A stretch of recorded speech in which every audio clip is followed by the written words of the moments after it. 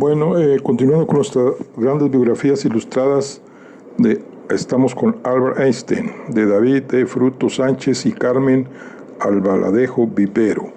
Y vamos a iniciar lo que es el capítulo número 4. Capítulo número 4. Dice: En busca de los fundamentos. Escuela Politécnica de Zúrich.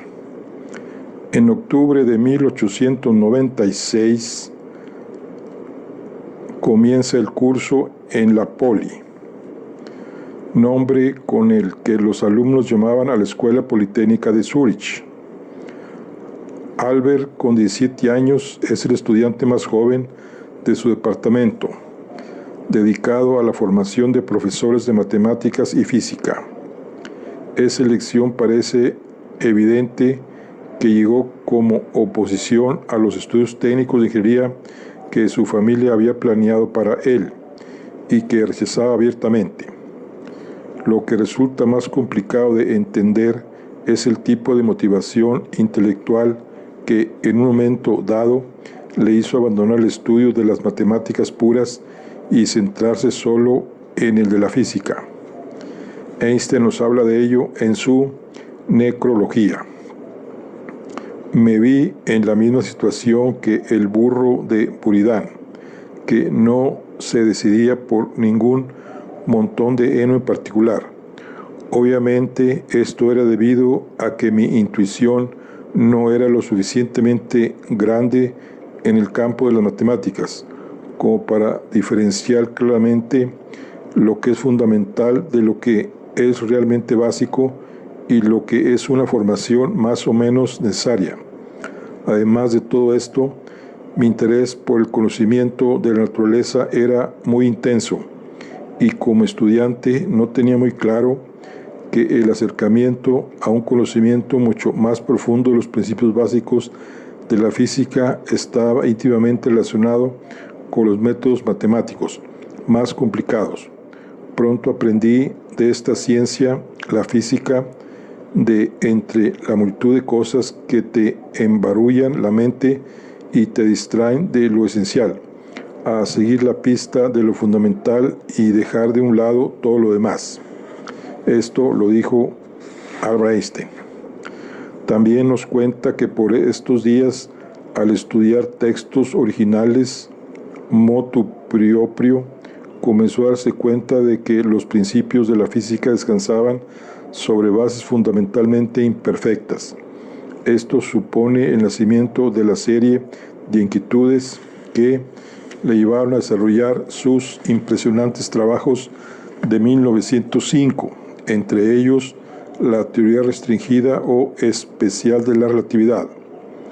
Al mes siguiente de su traslado a Zúrich, María Winteler acepta un trabajo como maestra en Olsberg, al noroeste de Aranú, y extrañamente Alberto la acusa de querer acabar con su relación al haberse cambiado de residencia. A pesar de esta acusación, Alberto le envía periódicamente por vía postal su ropa sucia para que María la lave y se la vuelva a mandar limpia. Al poco tiempo, la frecuencia de sus cartas desde Zúrich, tanto a María como a su familia en Italia, se hace cada vez menor. Finalmente, y a pesar de la opinión de su madre y de ambas familias que estaban totalmente a favor de este noviazgo, Einstein rompió su relación con María. Por la explicación un tanto complaciente que dio a la madre de esta, parece que tal ruptura fue un intento de evadirse, una vez más, de lo meramente personal. Es esta una expresión recogida de las propias impresiones de Einstein. Según él, la mayoría de las personas pasan su vida sufriendo una preocupación excesiva por ellas mismas, sin prestar la suficiente atención a las cuestiones verdaderamente fundamentales. El genio suavo trató siempre de huir de esa postura, trascender de la vida personal, de los hechos cotidianos para ocuparse de temas más elevados, aunque tuviera que sacrificar otras cosas como sus relaciones personales.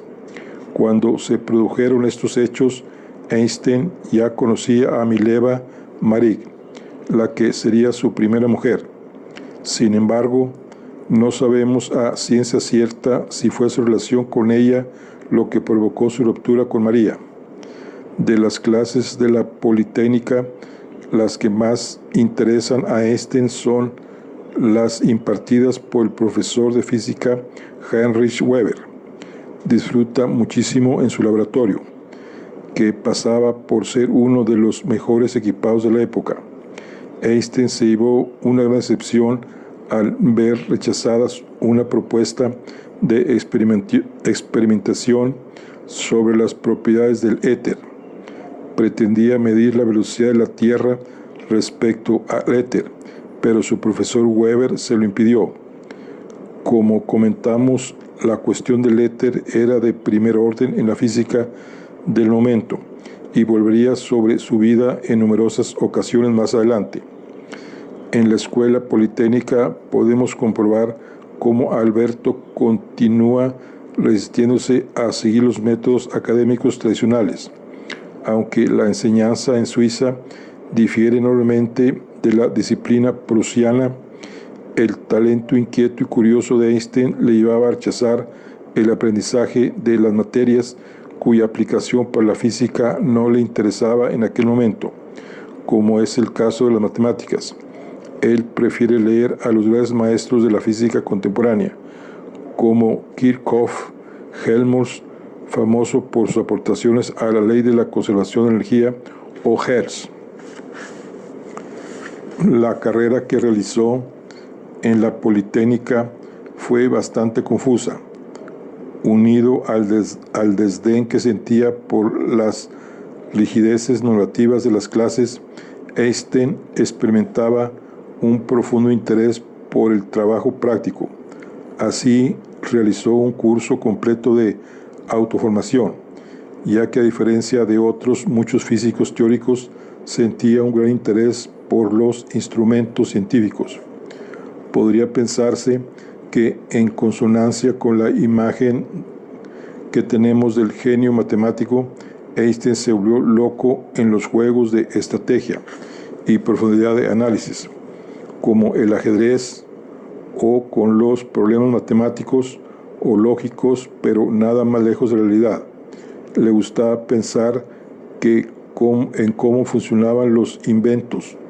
Uno de sus más bonitos trabajos, de 1925, trata sobre el funcionamiento de un barco movido por cilindros metálicos giratorios sustitutos de las velas, el barco Flinder, o sobre todo en los mecanismos íntimos de la naturaleza.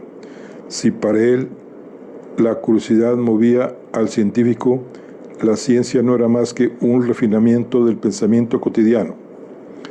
Una de las anécdotas más famosas de este periodo fue la opinión que Einstein mereció a uno de los profesores de la escuela, el gran matemático ruso-alemán Hermann Minkowski, que le llegó a llamar perro vago. Independientemente del error histórico, nunca la haraganería llegó a ser tan prolífica. No imaginaba Minkowski las sorpresas que le iba a deparar el destino. Sus caminos volverían a cruzarse en no mucho tiempo, y esa opinión cambiaría radicalmente. En todo caso, tal valoración no era del todo errónea. Al parecer, Einstein se mostraba completamente desinteresado y desdeñoso con los educadores y sus métodos. No era extrañar, pues, que no fuera un alumno atractivo para el profesorado. Al no asistir asiduamente a clase, eran sus compañeros los que le dejaban los apuntes, permitiéndole así cierta libertad de acción para investigar sobre los aspectos que más le interesaban.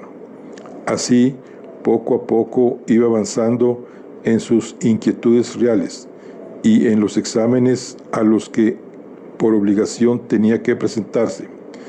Estaba claro que la metodología académica no le agradaba a Einstein en absoluto. Prueba de ello es la opinión que le merece la dinámica a la que estaba sometido. Es prácticamente un milagro que los modernos métodos de enseñanza no hayan aniquilado del todo la curiosidad por aprender, de preguntar, ya que esta delicada planta, aparte de la estimulación, se sostiene por la libertad. Sin ella se seca sin remedio. Es un error muy grave pensar que se puede promocionar la satisfacción de ver e investigar por medio de la coacción y el sentido del deber. Por el contrario, creo que si a una bestia la obligasen con un látigo a comer continuamente, incluso aunque no tuviese hambre, le quitarían toda su voracidad, especialmente si el alimento que le das bajo coacción se ha elegido de una forma adecuada. Dos de los amigos de Einstein que más frecuentaban a su lado los cafés y las tertulias científicas y filosóficas eran Marcel Grossman y Michel Besso. A este último le conoció en una velada musical en Múnich y se convertirían en uno de sus amigos más fieles hasta casi el final de sus días. Besso procedía de familia judía y estudiaba ingeniería en la Politécnica de Zúrich. Destacaba sobre todo en matemáticas, por lo que en numerosas ocasiones Einstein compartió sus trabajos con él para pedirle su opinión. Como hemos comentado más tarde, encontraría a su esposa, hija del matrimonio Winteler, a través del propio Einstein. Grossman, compañero de clase de la Politécnica, desempeñaría un papel importante en su vida y sus investigaciones, como veremos más adelante. Entre uno y otro le ampliaban los horizontes de sus intereses, además de ayudarle prestándole los apuntes. Besso compartía con Einstein una gran afición por la filosofía y le introdujo en la obra de Ernesto Mach, influencia extraordinariamente decisiva en la obra posterior de nuestro genio.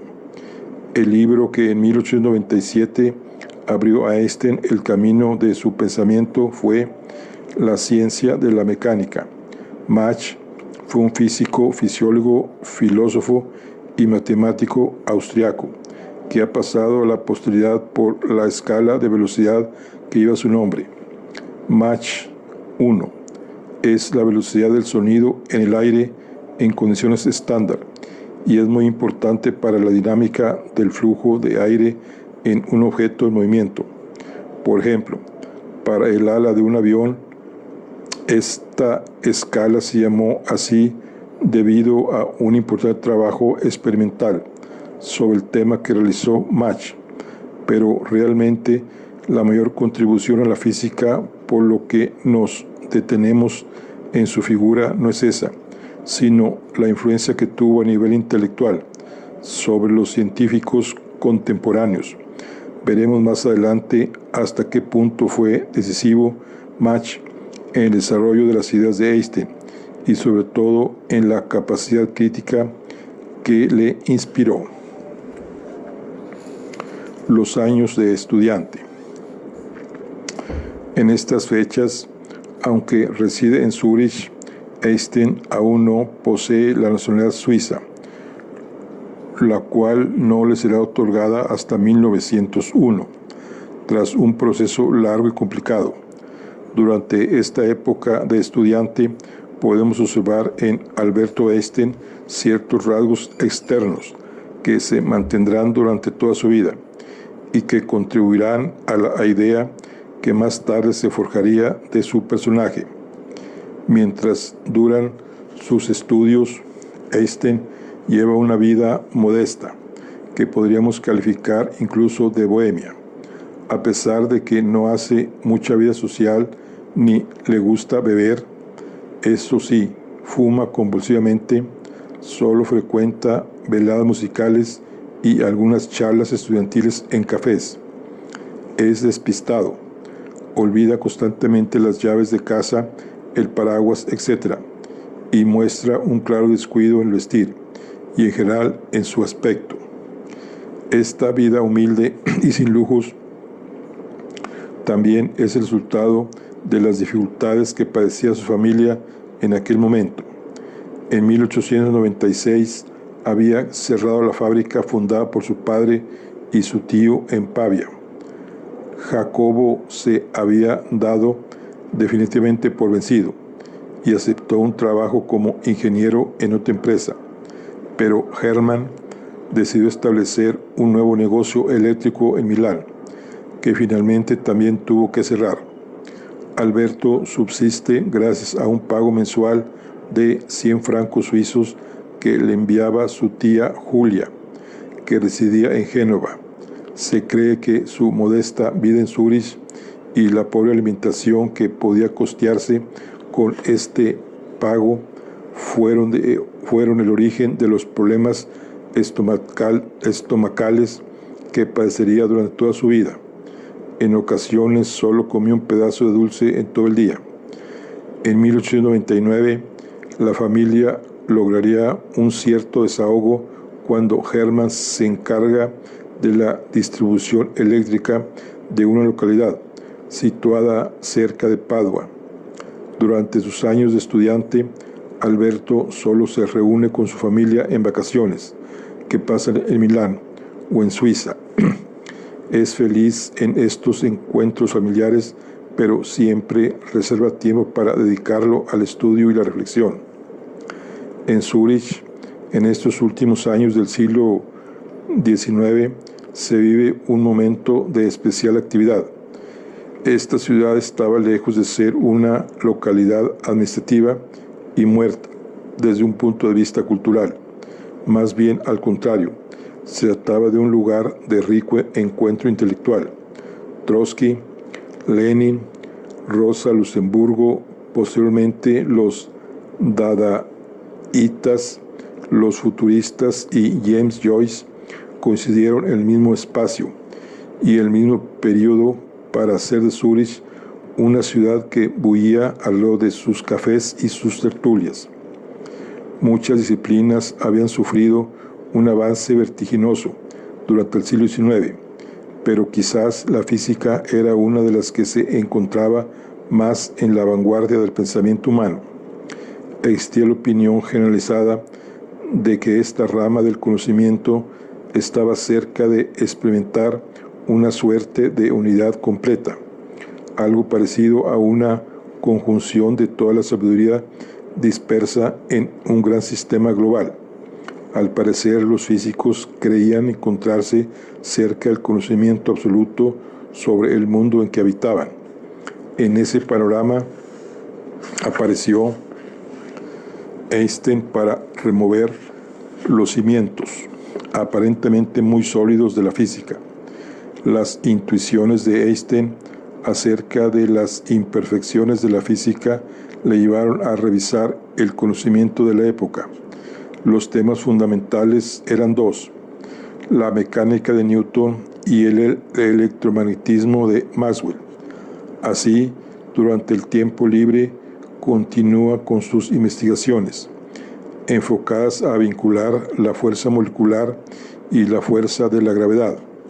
En esta etapa, Einstein trata de completar la física clásica con algunos avances, más que proponer una estructura general alternativa, pero ya empieza a sentir cierta sensación de unidad. Comienza a reflexionar sobre las causas últimas, sobre un nuevo orden más amplio de las cosas, que superará la herencia de Newton. Según sus propias palabras, es maravilloso reconocer los rasgos unificadores de un complejo de fenómenos que se presentan bastante poco relacionados con la experiencia directa de los sentidos. En ese año de 1896, tanto expertos como neófitos se quedaban asombrados con los nuevos rayos descubiertos por Röntgen, llamados X, por su naturaleza entonces desconocida, mediante los cuales era posible ver el interior del cuerpo humano. Por otra parte, Becquerel encontraba otra forma de radiación, de origen también desconocido, que emanaban de minerales como el uranio. Se trataba de fenómenos completamente nuevos en un campo, el de la física, en el que todo lo fundamental se cree descubierto ya. Mileva Maric. Einstein no solo encontró a grandes amigos en su época de estudiante, sino también a la que sería su primera esposa, Mileva Maric. Mileva había nacido en 1835, hija primogénita de una familia acomodada de la ciudad de Titel, en Vojvodina, región serbia por entonces perteneciente al Imperio Austrohúngaro. Mileva padecía cojera en la pierna izquierda desde su infancia, ya que había nacido con la articulación de la cadera deslocada. Era una muchacha tímida a la que su padre intentó proporcionar la mejor educación posible. En el Imperio Austrohúngaro, las mujeres no podían acceder a la educación secundaria. Por esta razón, el padre de Mileva, funcionario del imperio, la envía a Serbia, donde ingresó en un instituto de secundaria. Ahí mostró grandes aptitudes para las matemáticas y, además del alemán, lengua que se hablaba en su familia, aprendió francés. Sin embargo, pronto su padre fue destinado a Zagreb, así que él mismo solicitó un permiso especial para que su hija pudiera matricularse como alumna privada en la Real Escuela Secundaria Municipal, a la que solo asistían chicos. El permiso le fue concedido, y así Mileva fue una de las primeras mujeres del Imperio Austrohúngaro en compartir clases con muchachos. En 1894 aprobó el curso con notas excelentes en matemáticas y física.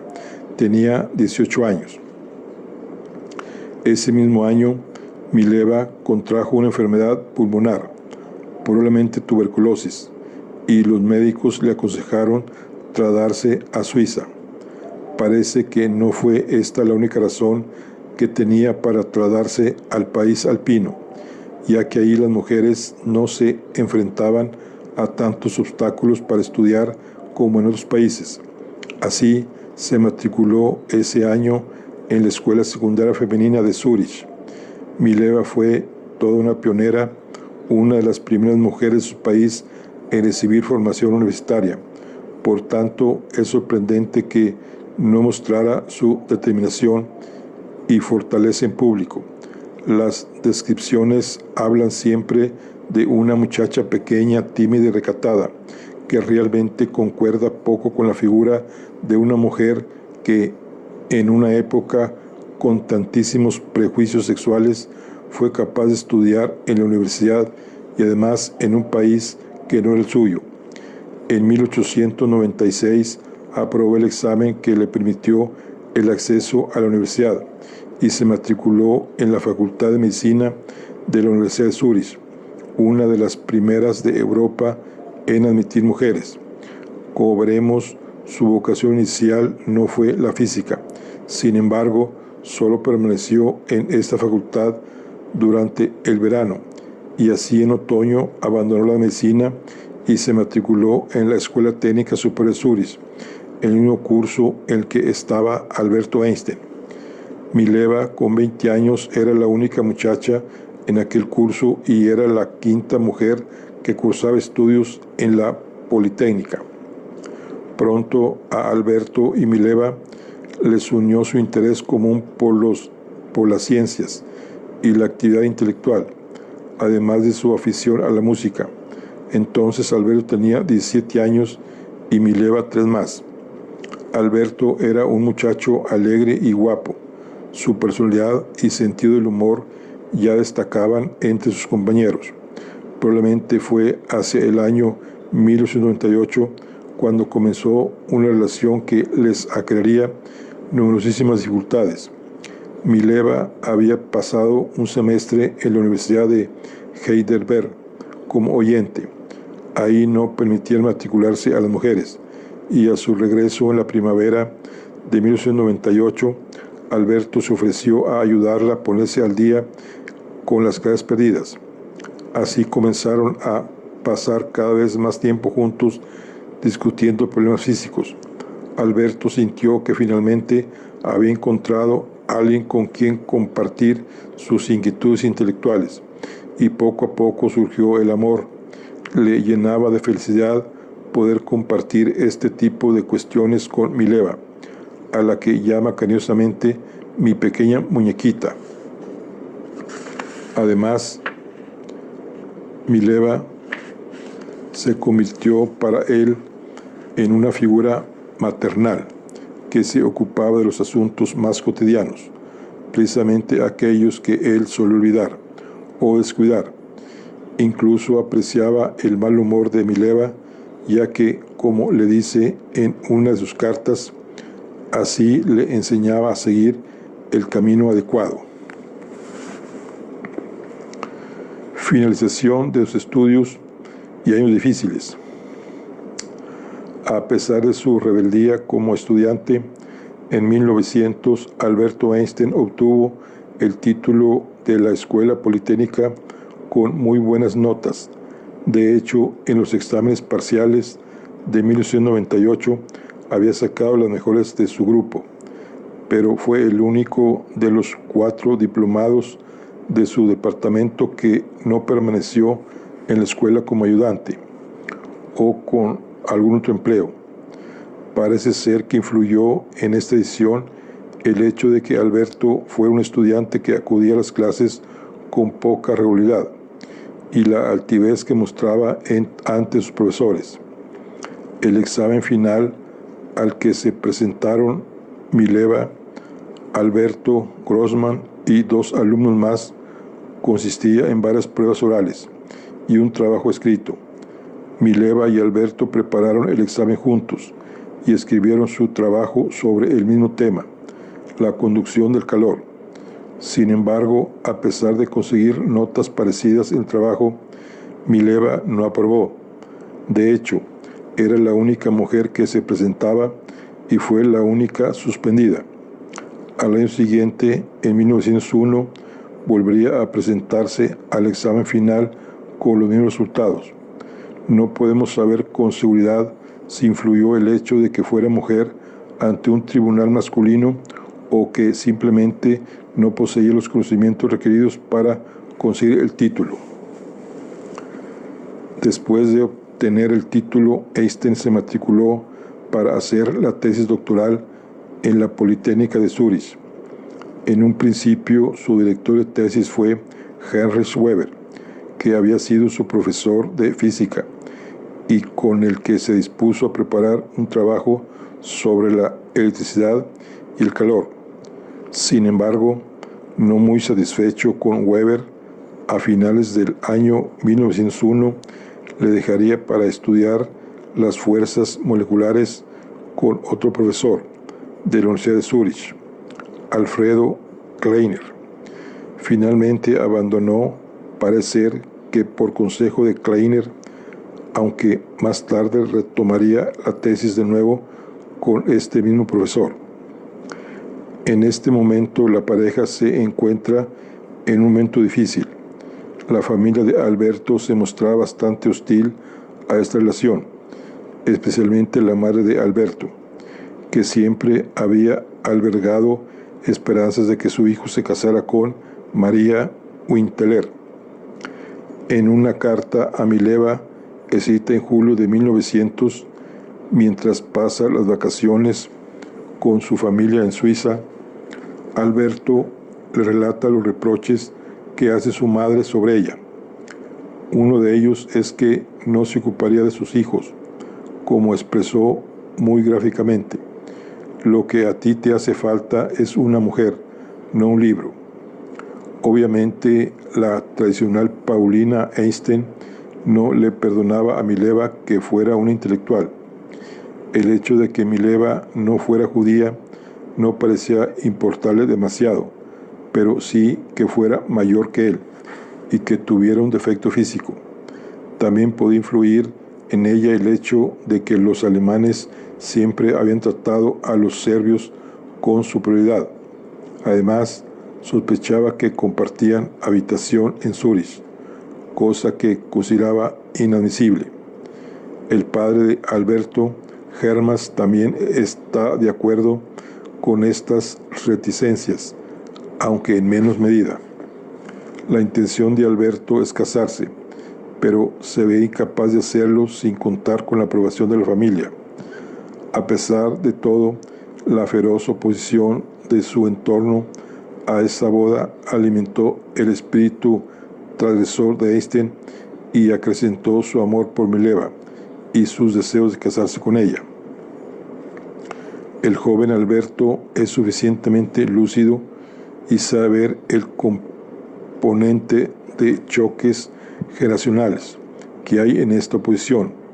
Para su madre, una esposa debe ser un lujo para el marido, que la ha favorecido en su elección.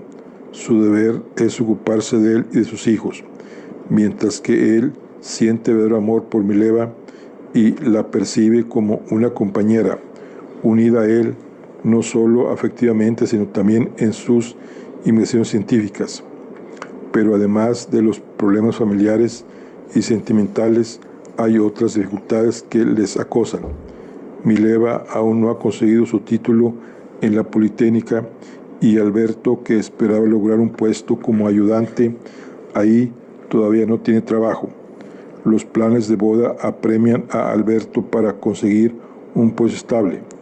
En este momento desesperado, al ver que no puede obtener empleo en Suiza, se dirige a varias universidades alemanas, sin éxito alguno. Pasa largas temporadas en casa de sus padres en Milán, donde también intenta conseguir una ocupación. Obtiene varios empleos temporales, como profesor particular de matemáticas y sustituyendo temporalmente a un profesor titular de matemáticas en la Escuela Técnica de Winterthur, ciudad situada a 25 kilómetros de Zúrich. Más tarde consigue otro trabajo temporal de profesor en un internado privado en Schaffhausen, una pequeña ciudad a unos 40 kilómetros al norte de Zúrich. En esta época, los dos enamorados permanecen separados la mayor parte del tiempo, ya que Mileva alterna las estancias en su casa con otras en Zúrich, donde continúa estudiando para obtener el título en la Politécnica, así que solo pueden verse ocasionalmente, algún fin de semana. La familia Eystein también está pasando por un mal momento. Su nivel económico se deteriora progresivamente y Hermann contrae cada vez más deudas. Primeras publicaciones y trabajos. A pesar de todos esos problemas, Alberto Eystein no deja de investigar. Sus primeras publicaciones se remontan a 1901 en Annualers, en los Anales de la Física, la revista de física más importante de Alemania. Publica su primera memoria sobre la capilaridad, un fenómeno que tiene que ver con el estudio de las fuerzas que actúan entre las moléculas. Aunque es de buena calidad, se considera de poca importancia, incluso según el propio autor, por la forma en que se refieren a este artículo tanto Mileva como Alberto en sus cartas personales. Parece que lo escriben juntos. Sin embargo, no sabemos en qué proporción participó cada uno en los dos en dicho artículo. Sobre la controversia despertada alrededor del papel de Mileva en el desarrollo de las teorías de Eystein, hablaremos tras los grandes descubrimientos que iban a llegar en 1905. En febrero de 1901 obtiene la nacionalidad suiza. La había solicitado hacía 4 años por razones fundamentalmente prácticas, ya que además de preferir el sistema político suizo al alemán y eludir así el servicio militar en Alemania, con ese pasaporte se le abrían las puertas para poder solicitar un puesto como profesor en alguna universidad de este país. En abril del mismo año, Grossman le comunica que gracias a la mediación de su padre le va a conseguir un puesto como experto técnico de tercera clase en la oficina de patentes de Berna, con un sueldo de 3.500 francos suizos. La oferta de trabajo no era especialmente atractiva, ya que suponía trabajar 8 horas diarias en un departamento administrativo, cosa nada seductora para una persona como la de Einstein, pero dada la situación en la que se encontraba, recibió la noticia con gran alegría. Alberto escribió tan pronto como pudo a Mileva para compartir con ella esta alegría y comunicarle que pronto podrían mantenerse los dos gracias a su sueldo. Para celebrarlo, propone que hagan juntos un pequeño viaje al lago Como, cerca de la frontera italiana.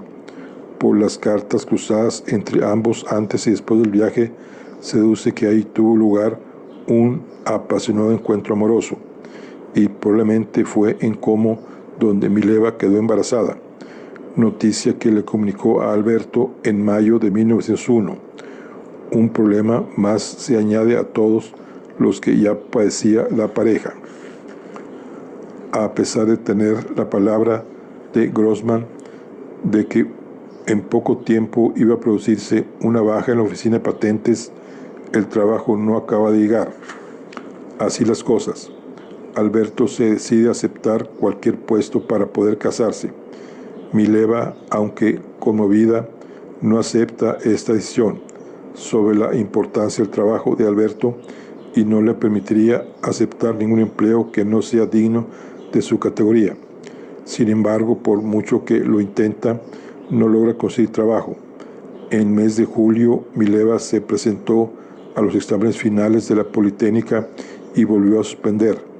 Decidió abandonar los estudios y volvió a casa de sus padres, que entonces vivían en la ciudad de Novi Sad, también en Vojvodina, para contarles las malas noticias, su fracaso académico y su embarazo. Los padres de Mileva se resignaron y adoptan una postura comprensiva. No sería el mismo caso en la familia de Alberto. La oposición de la madre de Alberto sigue siendo un gran obstáculo, hasta tal punto que Paulina Einstein escribe una carta a los padres de Mileva atacándoles con gran virulencia. De momento, Alberto sobrevive gracias a precarios trabajos como profesor particular, pero en diciembre del año de 1901 recibe una carta de Marcel Grossman en la que le comunica que está a punto de producirse la tan esperada vacante en la oficina de patente.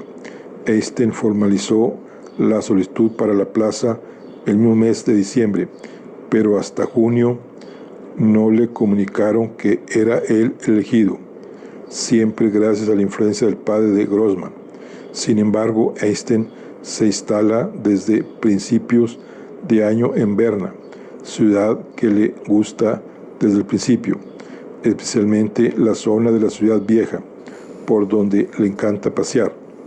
Ahí sobrevive impartiendo clases particulares de matemáticas y física conseguidas a través de un anuncio en un periódico de la ciudad.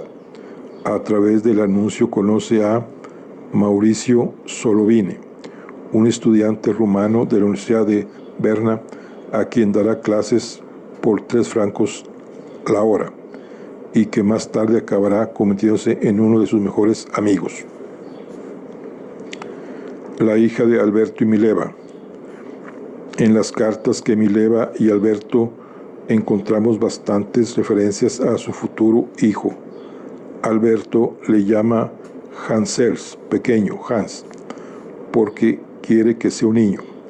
Mileva se refiere a su bebé llamándole Lisette, diminuto de Elizabeth, demostrándole que desea que sea una niña. Sin embargo, no aparece en las cartas ninguna referencia al destino del bebé, que ya está a punto de nacer. Alberto residía en Berna cuando, en los primeros días de febrero de 1902, Mileva le comunica la noticia del nacimiento de una niña. El parto, que se produjo a finales de enero, fue difícil y dejó a Mileva totalmente exhausta. Por eso fue su padre el que comunicó la noticia por carta a Alberto. No se conserva ningún documento oficial sobre ese nacimiento y tampoco tenemos ninguna certeza sobre su destino. Ni siquiera los amigos más íntimos supieron de la existencia de esa niña, y se mantuvo siempre rodeada de un secreto tan grande que solo se ha podido saber de ella en 1987, cuando se encontraron las cartas de Mileva Maric. No hay constancia de que Alberto llegara nunca a ver a su hija. En los papeles que dejó a su muerte tampoco se halló ninguna pista sobre ella ni ningún documento que diera fe de su existencia. Recientemente, varios investigadores han intentado buscar el rastro de aquella niña y solo han encontrado una referencia en una carta escrita por Albert Einstein en 1903. Varios meses después del parto, Mileva se reunió con Alberto en Berna. Parece ser que, de momento, había dejado a la pequeña Lisette al cuidado de sus familiares. Bueno, pues aquí concluimos lo que es el capítulo número 4, que son 1, 2, 3, 4, 5, 6 hojas.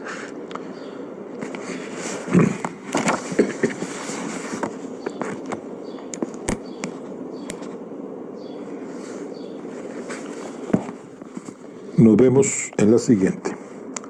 Hasta luego.